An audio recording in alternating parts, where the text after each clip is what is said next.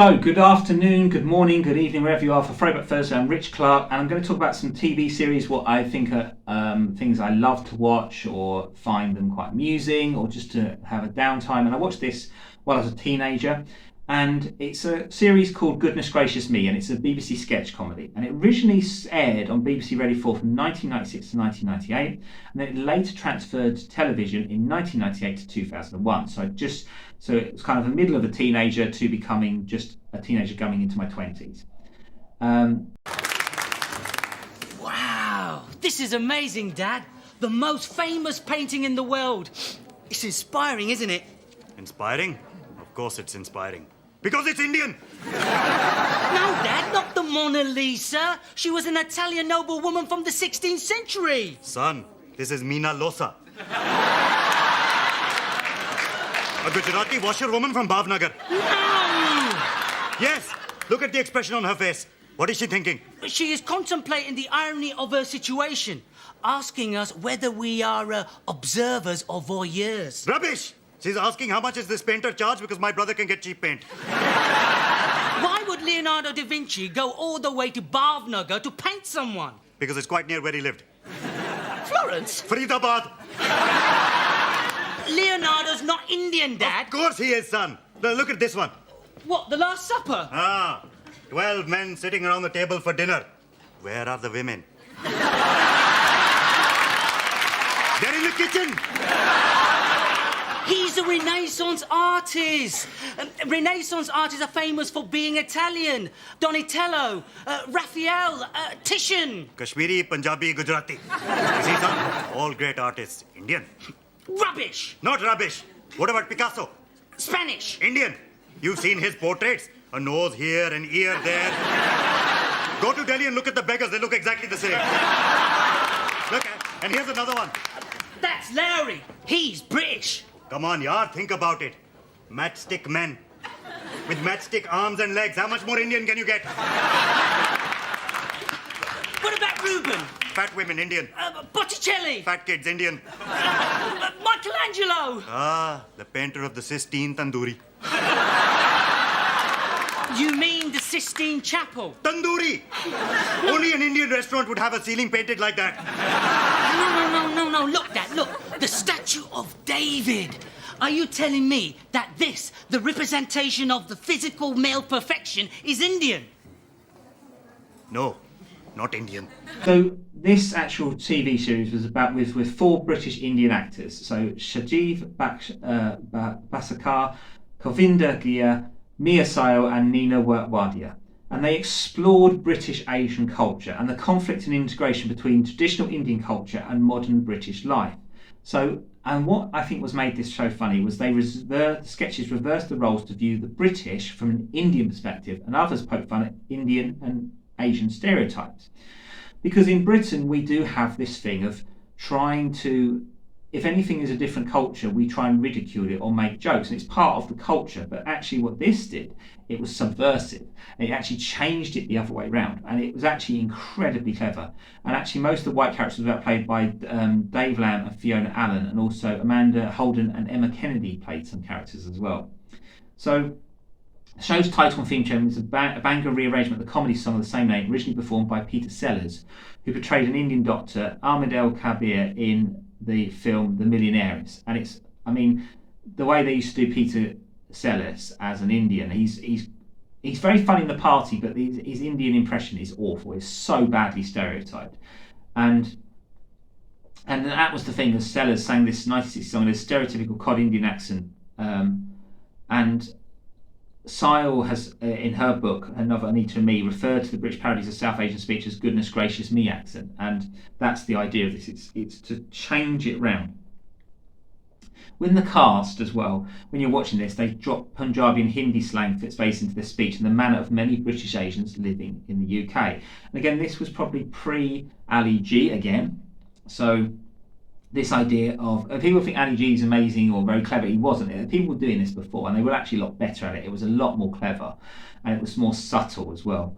And when we look at this, we can look at some of the ideas of some of these actual parodies. So one of the things I think was great, which I will share clips during the time of this, is going for an English. And the idea is these Indians going out to get English food, because the idea of the English culture was that if they go and get on the lash, which is like getting drunk or so forth, they would then go to a curry house. And the idea is how they treat the Indian waiters and how they treat things. And they expect to go to get these Indian food, and they go get this Indian boonas or curries or masalas, and then they want chips and they want beer, which is kind of very interesting, because in Indian culture the idea is you wouldn't really drink beer with Indian food. It just doesn't really happen. That's an English sort of cultural dynamic. So again, very clever idea. Because of a sketch show, there's always certain things. So one of the things is the check please, which is a man who's on serial dates, always has some tactful or offensive that the woman walks out on him. The competitive mothers, which is the idea of these two women who constantly argue about the relative accomplishments of their sons and their children, and it gets more exaggerated as it goes on. Mr. Everything Comes from India. Now that's one of the bits I love, because actually when I started learning more about in the 90s through my grandfather, sort of got me into it, is that I found out a lot of Indian culture stuff which interested me, and it sort of was probably the predecessor of why I got into my spirituality, or my Indian spirituality, becoming understanding about Hinduism and Sanabharata and the ideas of gods, and how the idea of becoming a vegetarian and so forth. And I love what I think Everything Comes from India is just this idea of how everything, like William Shakespeare, Leonardo da Vinci, Jesus, were all Indian, and it's like, and the way he gives these explanations are hilariously funny. And I think they're probably my favourite sketches. Listen, Dad, I've got something to tell you, and you're not going to like it. What is it? Well, Dad, I've been thinking about this a lot, and I've decided to become a Christian. Good. Good? I thought you'd be upset. Beta, why would I be upset at Christianity when it's Indian? No, it's not, Dad. Listen, I've accepted Jesus as my saviour. Well, of course you have, Beta, because he was a nice Indian boy. Not Jesus. Beta, he is as Indian as they come. He worked for his father, Indian. Parents had children without having sex, Indian. Fed 5,000 people with 2 loaves and 5 fishes, Indian picnic. That's not true. Beta, not just him. All people from the Bible, Indian. Rubbish. Not rubbish. Think about it, yaar. Moses, the people came unto him with their suffering. He went up the mountain and came back with 2 tablets because he was a pharmacist. Noah came from a land where it rained for 40 days and 40 nights. He was Bengali. Walls of Jericho. Walk around it 7 times, blow a trumpet, the whole thing falls down. Indian builders. No!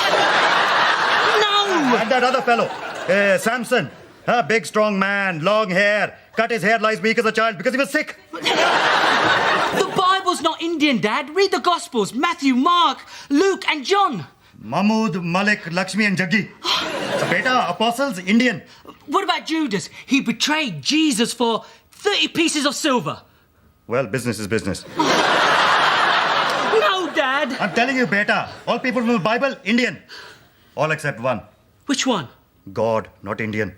Why not? In 6 days, he created the heaven and the earth and everything upon it. And on the 7th day, he rested. What kind of Indian doesn't work Sundays? That's it. I'm off to church. Now, Beta, sing with me. And was Jerusalem builded here on Jalandhar's brown and flag? Another guy is the Coopers and the Robinsons. And it's the Coopers and the Raversestereotypes. And it's again this idea of these 2 novish rich who claim to be entirely in English with no Indian blood whatsoever, but obviously clearly are Indian. And it's just this silly idea of these sort of snobby people who think they know better or they're better than everybody else. Then we've also got the Bhangra muffins, which is again a Mickey take out the idea of the ragga muffins, which is sort of taking piss out of the Caribbean culture of these kids who are trying to be cool, Anglo-Asian boys are trying to be cool. And this is sort of what people they would say would come from Southall or Staines or so forth. So again, it's this idea of that. The idea, another thing is a Bollywood superstar, and there's loads more. Again, you should please watch it. Because again, it is all done tongue in cheek, but it's also a play on the culture.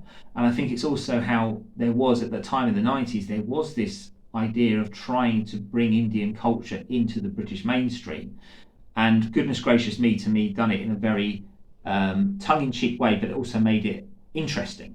And now we do have, I still don't think Indian culture is being brought enough into the British mainstream. I still think there's a lot of stuff like British, we have Indian radio and so forth, but there's like the British Indian industry, actually is TV and TV shows and films and stuff, is still lagging behind. The Indian music British scene is quite big still.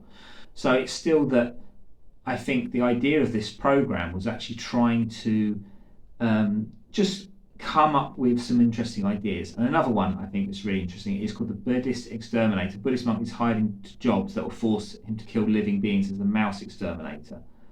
There's also another guy is one of the things I like is the guy who is the guru. And the guru is he's based on the Mahesh Yogi.